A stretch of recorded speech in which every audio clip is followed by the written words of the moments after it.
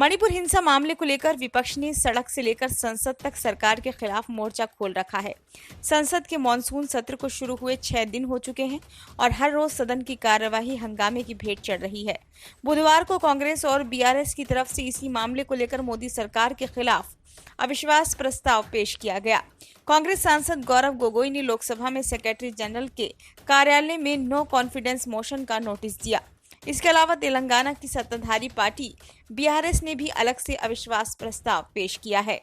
संसद में संख्या बल के हिसाब से देखें तो अभी मोदी सरकार काफी मजबूत स्थिति में दिखाई देती है। इसके बावजूद विपक्ष की तरफ से अविश्वास प्रस्ताव लाया है। सवाल उठ रहा है कि आखिर संसद में संख्या बल कम होने के बावजूद विपक्ष की तरफ से यह अविश्वास प्रस्ताव क्यों लाया जा रहा है। इसके क्या सियासी मायने हैं, आइए समझते हैं। भाजपा की अगुवाई वाली एनडीए सरकार के पास अभी लोकसभा में 330 से ज्यादा सांसदों का समर्थन है। अकेले भाजपा के 301 सांसद हैं। वहीं विपक्षी खेमे यानी इंडिया गठबंधन के पास लोकसभा में 142 और राज्यसभा में 96 सांसद हैं। संख्या बल के हिसाब से दोनों सदनों में सत्ता पक्ष मजबूत है। वरिष्ठ पत्रकार प्रमोद कुमार सिंह कहते हैं कि विपक्ष अभी किसी भी हालत में चर्चा के केंद्र बिंदु में बने रहना चाहता है। सरकार को हावी होने का कोई मौका विपक्ष नहीं देना चाहता है। विपक्ष लगातार मांग कर रहा है कि मणिपुर मामले में प्रधानमंत्री नरेंद्र मोदी सदन में बयान दें।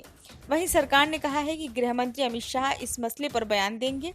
ऐसे में अविश्वास प्रस्ताव एक ऐसा तरीका है जिसके जरिए विपक्ष पीएम मोदी को संसद में बुलाने की कोशिश कर रहा है। कुल मिलाकर सारे विपक्षी दल पीएम मोदी को ही घेरना चाहते हैं। उन्होंने आगे कहा कि अभी पूरी एनडीए का सिर्फ एक चेहरा है और वो है पीएम मोदी का। ऐसे में भाजपा भी नहीं चाहती है कि किसी भी तरह से पीएम मोदी इस तरह के विवादों में फंसे। इसलिए सदन की कार्यवाही शुरू होने से पहले ही पीएम मोदी ने मीडिया के सामने मणिपुर कांड की निंदा की और सख्त कार्रवाई की बात भी कही।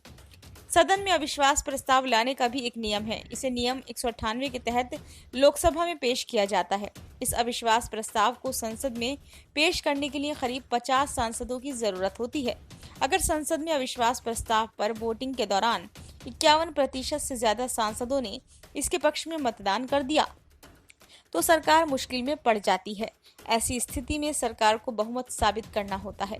कांग्रेस नेता अधीर रंजन चौधरी ने कहा कि पीएम मोदी मणिपुर पर सदन के बाहर तो बात करते हैं लेकिन सदन के अंदर नहीं बोलते। विपक्ष ने मणिपुर पर बार बार सरकार का ध्यान आकर्षित करने की कोशिश की लेकिन वह विफल रही। ऐसे में अब अविश्वास प्रस्ताव ही सही है। राजद सांसद मनोज झा ने कहा कि हम जानते हैं कि संख्या बल हमारे पक्ष में नहीं है, लेकिन लोकतंत्र सिर्फ संख्याओं के बारे में नहीं है। मणिपुर जल रहा है और लोग पीएम के बोलने का इंतजार कर रहे हैं। शायद अविश्वास प्रस्ताव के बहाने उन्हें कुछ बोलने पर मजबूर किया जा सके। यही सबसे बड़ी उपलब्धि होगी। शिवसेना यानी कि यूबीटी सांसद प्रियंका चतुर्वेदी ने कहा कि कोई अपनी जिम्मेदारी से बच रहा है, कोई मणिपुर के प्रति अपनी जिम्मेदारी नहीं निभा रहा है।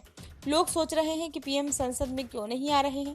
अगर हमें पीएम को संसद में लाने के लिए इस अविश्वास प्रस्ताव का इस्तेमाल करना पड़ रहा है तो मुझे लगता है कि हम इस देश की बहुत बड़ी सेवा कर रहे हैं। सीपीआई सांसद बिनोय विश्वम ने कहा कि ये अविश्वास प्रस्ताव एक राजनीतिक उद्देश्य के साथ एक राजनीतिक कदम है, एक ऐसा राजनीतिक कदम जो परिणाम लाएगा। अविश्वास प्रस्ताव उन्हें यानी कि प्रधानमंत्री को संसद में आने के लिए मजबूर करेगा। हमें देश के मुद्दों पर, खासकर मणिपुर पर संसद के अंदर चर्चा की जरूरत है। संख्याओं को भूल जाइए, वह संख्याएं जानते हैं और हम भी संख्याएं जानते हैं। भारत राष्ट्र समिति यानी कि बीआरएस सांसद नामा नागेश्वर राव ने कहा कि हमने अपनी पार्टी की ओर से अविश्वास प्रस्ताव पेश किया है। सत्र शुरू होने के बाद से ही सभी विपक्षी नेता मणिपुर मुद्दे पर चर्चा की मांग कर रहे थे। अगर प्रधानमंत्री इस पर बोलेंगे तो देश के लोगों के बीच शांति होगी, इसलिए हमने प्रयास किए, इसलिए आज ये प्रस्ताव लाया गया है। सरकार की तरफ से संसदीय कार्य मंत्री प्रहलाद जोशी ने कहा कि लोगों को पीएम मोदी और भाजपा पर भरोसा है। वे विपक्षी यानी कि पिछले कार्यकाल में भी अविश्वास प्रस्ताव लाए थे। इस देश की जनता ने उन्हें यानी कि विपक्ष को सबक सिखाया है। केंद्रीय मंत्री अर्जुन राम मेघवाल ने कहा कि अविश्वास प्रस्ताव आने दीजिए, सरकार हर स्थिति के लिए तैयार है। हम मणिपुर पर चर्चा चाहते हैं। सत्र शुरू होने से पहले वे चाहते थे चर्चा। जब हम सहमत हुए तो उन्होंने नियमों का मुद्दा उठाया। जब हम नियमों पर सहमत हुए तो वे नया मुद्दा लेकर आए कि पीएम आए और चर्चा शुरू करें। मुझे लगता है कि ये सभी बहाने हैं। ब्यूरो रिपोर्ट, नई दिल्ली।